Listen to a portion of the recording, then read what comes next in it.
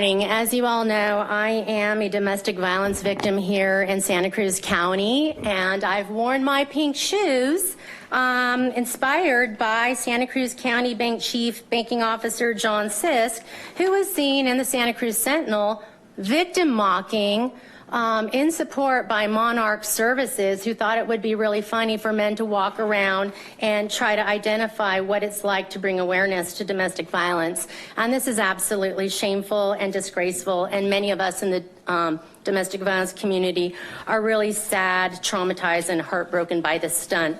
I see that agenda item 50 is asking for money for violence against women, and nothing is working in this county. I've been here since January.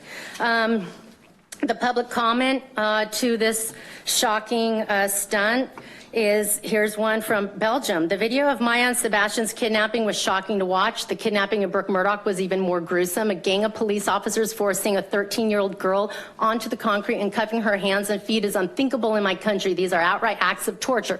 That all of this happening with the approval of a court is deeply disturbing. The excessive violence of a government against women and girls is a sign of a totally diseased society. The images of the violence of these children endured are burned in my brain. I have a very hard time with that. It has given me sleepless nights. Now I feel a sense of powerlessness. As far as I can tell, there isn't much empathy from most of the US population. The fact that men hold a playful action by walking around in typical women's shoes confirms the conscious maintenance of inequality between men and women. Ridiculous and sad at the same time, and sincerely hope that your struggle will bring about change. That a 13-year-old girl is publicly tortured at the behest of and in the presence of her own father is the most scandalous thing that has come here from America. Stop this. All support from Belgium.